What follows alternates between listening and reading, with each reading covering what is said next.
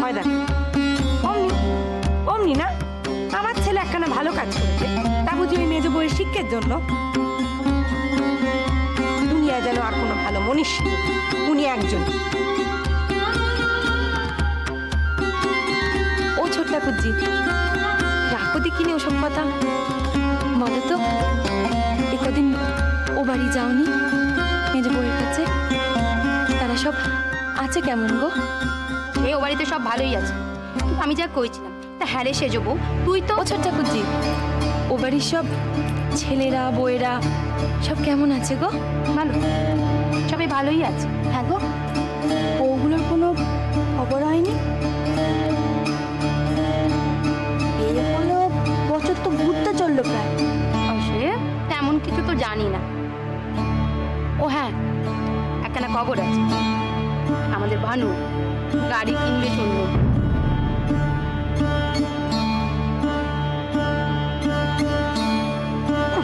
বাবা, তাহলে তো তার এখন ভালো সময়। আমরা ভাবছি দেশের কষ্টের কথা, আর উনি ছেলের গাড়ি চেপে হাওয়া খেয়ে বেরোবেন। ভালো। তো বেড়াবে, বেড়াবে না আইবা কেন বলো? বলি ও বড় বউ, বলছিলাম কি, আমাদের ভানু গাড়িখানা কিনলে পরে আমরা সকলে মিলে একদিন হাওয়া খেতে যাব। ও ময়দানের দিকেই যাব। বলি যাবে তো তোমরা?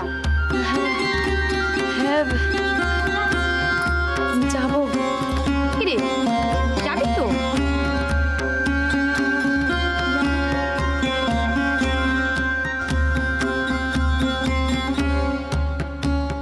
বলি বসে যাবো, তুমি যাবে তো? আমারও তো হাওয়া খেতে যাওয়ার শখ নেই। সেই জন্য নাকি গাড়িখানে বিলিতি বল না? এদিকে মেজ বউয়ের সেই স্বদেশী শিক্ষাখানা একেবারে অক্ষরে অক্ষরে তুমি মানো। মরণ।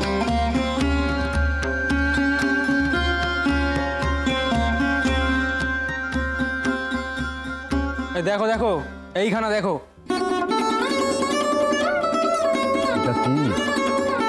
চরকা, সুতো কাটা চরকা। তা তো বুঝলাম, তা এটা দিয়ে কি হবে? বাহ, আচ্ছা সুতো কাটা চরকা দিয়ে কি হয় শুনি? সুতো কাটা হবে। এত বড় ধ্বংস জিনিসটা দিয়ে সুতো কে কাটবে? কাঠের পয়সা খরচা করে ডাক্তারি পড়ালাম কি ঘরে বসে বসে চরকায় সুতো কাটার জন্যে?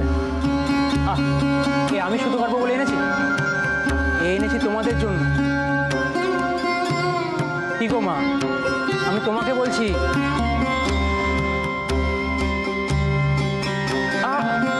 কি করছিস সেটা? কোনো কালে দেখিসনি? বোঝো, দেশের অবস্থা দেখো। ছেলে নাকি কোনো কালে চরকাই দেখেনি, তার কিছু পড়াশোনা করিসনি?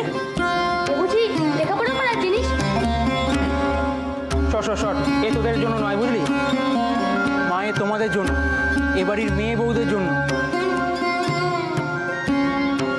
আচ্ছা, আরে ও তো দূরে দাঁড়িয়ে থেকো না, এদিকে এসো, এদিকে এসো। কি ব্যাপার? কানু নাকি কি সব আজব জিনিস এনেছে? আরে বাস, এ তো চরকা। কিরে, ডাক্তারিতে পশারটা কি একদম জমছে না নাকি? দেখো দাদা, সব ব্যাপারটা কিন্তু মস্করার নয়। আমি এটা এনেছি এ বাড়ির মেয়ে বউদের জন্য। আর দেখো মা, এবার থেকে আর বাজে গালগপ্পের সময় নষ্ট করা চলবে না। এবার থেকে প্রতি মিনিট সুতো কাটতে হবে, আর সেই চরকা কাটা সুতোয় কাপড় বানিয়ে সবাইকে পরতে হবে। তুই এ বাড়িতে বাজে গালগপ্পে কাকে সময় কাটাতে দেখলি?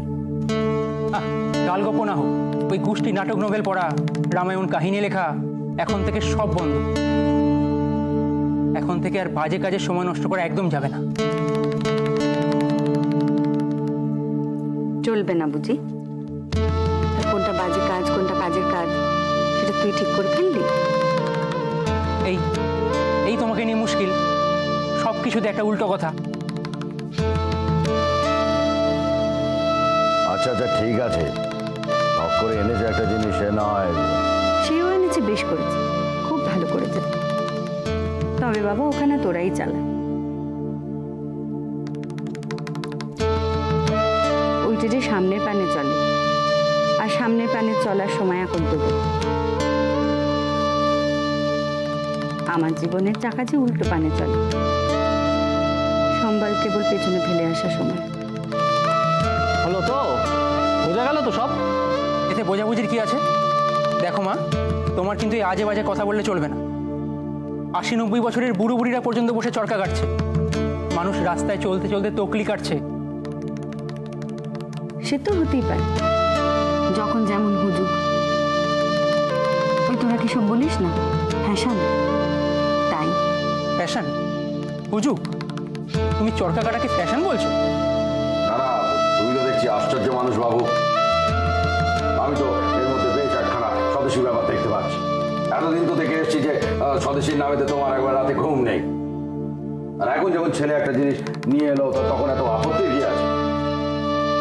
আমার যেমনটা ঠিক মনে হয় তেমনটা করেছি। মা, তুমি কিন্তু এবার চরকার অপমান করছো। তেমন করলুম নাকি? বাহ, এই যে বললে চরকা চালানো ফ্যাশন। বাবা, তাতে যদি অপমান হয় আমি মাপ চাইছি। তবে কিনা আমার মতো তুচ্ছ মেয়ে মানুষ কি কইলো না কইলো তাতে চরকার অপমান হবে এমনটা ঠুনকো মনে হলো তার মান। মা, তোমার কেবল বড় বড় কথা, কানু তো খারাপ কিছু বলেনি। মা, সে কথা বুঝলে তো? মা তো সারা জীবন বড় বড় কথাই বলে গেল। আচ্ছা মা, দেশের মানুষ কষ্ট স্বীকার না করলে, ক্লেশ স্বীকার না করলে যে স্বাধীনতা আসবে না, সে তুমি জানো না? বাবা, কথায় কথা বাড়ে, তবে ওই সুতো কাটার মধ্যে ক্লেশই বা কোথায়, কষ্টই বা কোথায়, আর গৃহস্থ ঘরের মেয়ে মানুষ এসে অবসরই বা কোথায়? অবসর নেই। কাজটা কি সারাদিন? রাত দিন তো কেবল কাগজ কলমে শ্রাদ্ধ করে যাচ্ছ, তারপর আবার কাজ দেখাচ্ছ। চরকা কাটতে হবে তোমাকে, তোমার বউদেরও আর তোমার মেয়েকে। এই কথা তুমি সবাইকে বলে দেবে।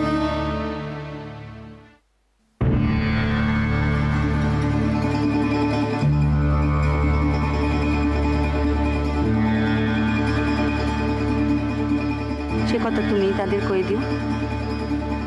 ওদের বিশ্বাস এলে, প্রেরণা এলে সে কথা তারা শুনবে। আমি কইতে পারবো না যে আমার বিশ্বাস নেই। বিশ্বাস নেই?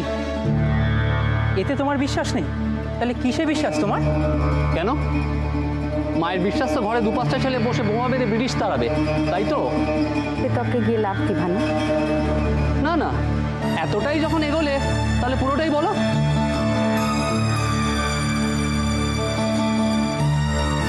বাবা কানু, সব করে তুমি জিনিসখানা এনেছো, ভালো করেছো, তবে এতে তোমাদের মায়ের বিশ্বাস নেই। অহিংসা করে সত্য তাড়ানো যায়, এতে বিশ্বাস নেই। দেশ শুদ্ধ মানুষ বসে বসে চরকা কাটলে স্বরাজ আসবে, এমনটাই যদি হতো তবে গোটা পৃথিবী জুড়ে আদি অনন্তকাল ধরে এত অস্ত্রশস্ত্র তৈরি হতো না। এইটাই আমি বুঝি, আমি এইটাই বিশ্বাস করি।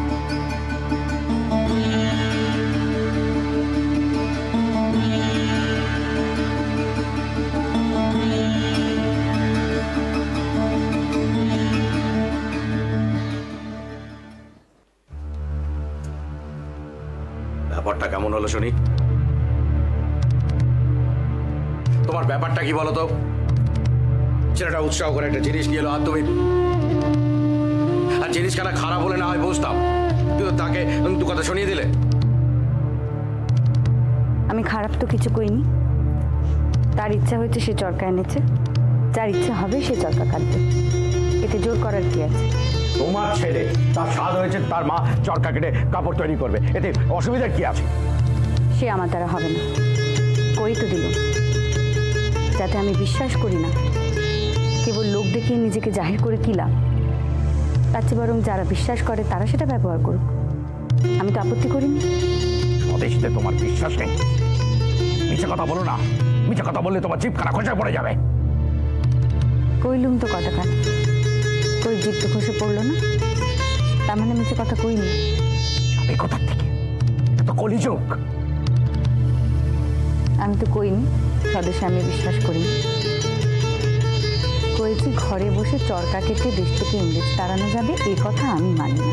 আরে রাখো তো তোমার কথা, ঠিক আছে ওই যাই চরকা তাই স্বদেশী, একই হলো।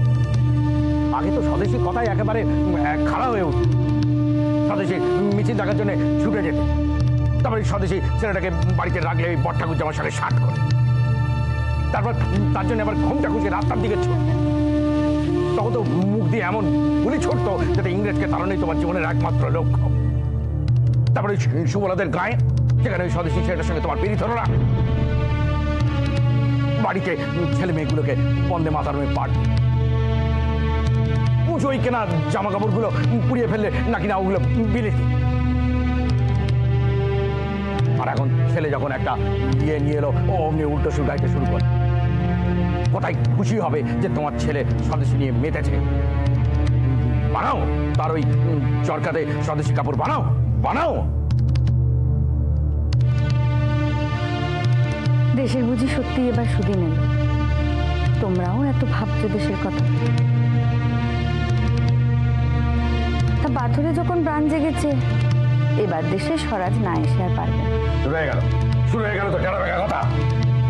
বাঁকা কথা তো কইনি। সত্যি যদি সবাই ঘরে ঘরে চরকা কেটে ইংরেজদের লাঠিগুলি ঠেকাতে পারে, তবে আর অহতির তাজা প্রাণগুলো বলে দিতে হয় না, মায়ের কোল খালি হয় না। ঠিক আছে, তা তোমার ছেলে কি আনলে তুমি খুশি হবে? বন্দুক, বোমা, গুলি? কেন নিচে কথায় কথা বাড়াচ্ছ? এসব আর ভালো লাগে না। আর ভালো লাগবে কেন? এখন সব ভালো মন্দ তো গিয়ে মিশেছে ওই খাতা কলমে। ওই খাতা কলমে এই সংসারে কাল হয়েছে। একদিকে লাঠি মেরে সব ফেলে দেবো। ওই খাতা কলমের পরে তোমার এত রাগ কেন? রাগ কেন? ওই জন্যই তো সংসারখানা উচ্চনে যাচ্ছে। তোমার কোনো কিছুতে মন নেই। আমি একটা কথা বলে দিচ্ছি, ওই যাবো ওই ছাই ভস্য লেখা তুমি ছাড়ো, নয়তো সে হবার না। তোমার ওই লেখা ছাড়তে হবে, তবে আমার শান্তি, তবে আমার শান্তি।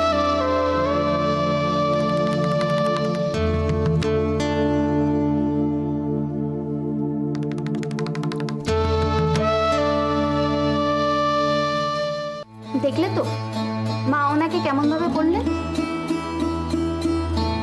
একখানা জিনিস শখ করে এনেছেন, একবার ছুঁয়েও দেখলেন। সে ওনার যা ভালো মনে হয়েছে উনি তাই বলেছে। তোকে আর আমাকে তো চরকায় সুতো কাটতে মানা করেনি। তোমাকে আর কি বল, তুমি তো মায়ের কোনো কিছুই খারাপ দেখো। তবে যখন উনি শখ করে এনেছেন আমি সুতো কাটব, কেউ ব্যবহার করুক না করুক, আমি এবার থেকে রোজ ব্যবহার করব। আমিও করব। আমরা দুজনে মিলে রোজ একসঙ্গে চরকায় সুতো কাটবো। তবে তবে কি? মেজো ঠাকুরটার মুখে তো কোনোদিন এরকম কথা শুনিনি। আচ্ছা তুমি কি বলতে চাইছো বলো তো, ঠিক করে বলো। না মানে এই দেশের কথা, স্বরাজের কথা, বাড়িতে চরকা নিয়ে আসা। তুমি কি বলতে চাইছো? উনি বাড়ির লোক দেখাবার জন্য কাজখানা করেছেন? ওমা, আমি সে কথা বললাম না। হঠাৎ করে উনি এমন একটা কাজ করে ফেললেন, তা বাপু তুই ওনাকে একটু নজরে নজরে রাখিস। তোরা পুলিশ, ডাক্তার মুক্তার কাউকেই কিন্তু রেহাই দেয় না। তুই ওনাকে একটু শুধিয়ে দেখিস। এসব স্বদেশি টদেশিতে উনি আবার জুটে যাননি তো? সেসব কিন্তু ভারী ঝামেলার ব্যাপার।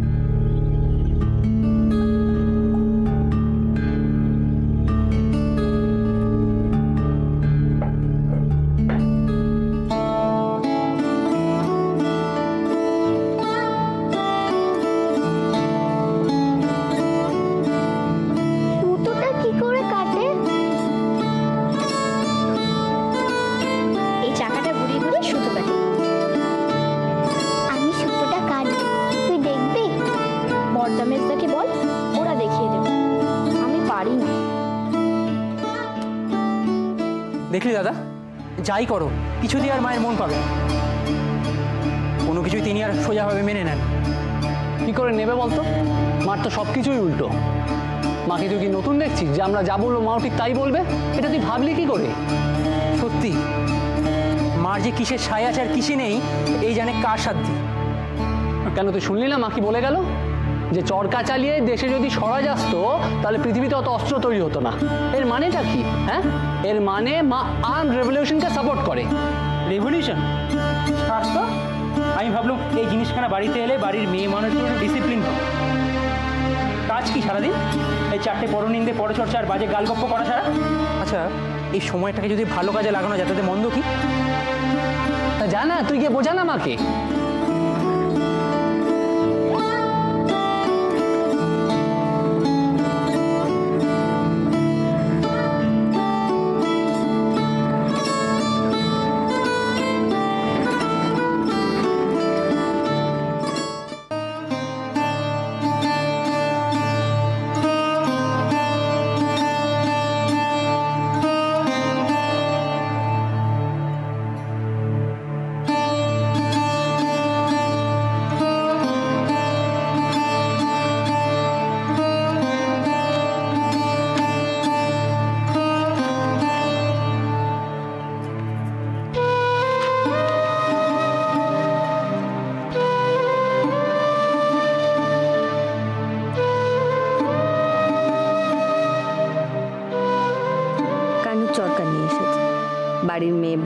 উন্নতির জন্য, তাদের অকারণ সময় অপচয় বন্ধ করার জন্য।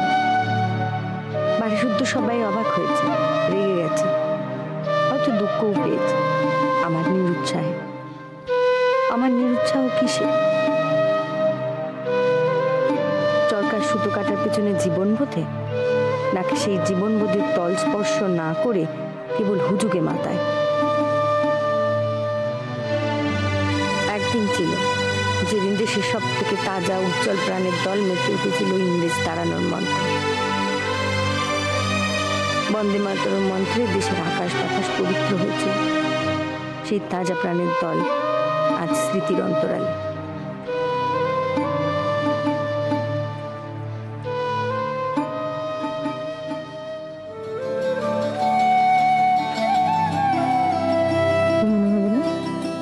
আচ্ছা না চোখ বুঝে শুয়ে থাকো, ঘুম এসে যাবে। মা, তুমি চরকায় সুতো কাটবে না?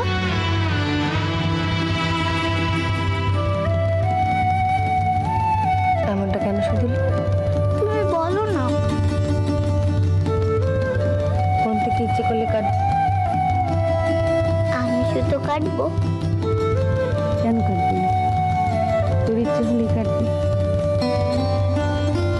তুমি রাগ করবে না তো? একটু। তবে সবাই তোমার না বাড়ি কি করেছে? বলেছে আমি সুতো কাটবো না, তুমি রেখে যাও।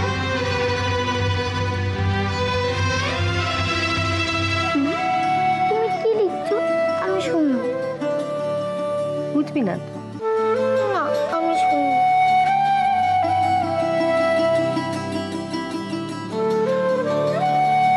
বেশ, আজ না বুঝিস, একদিন বুঝবি।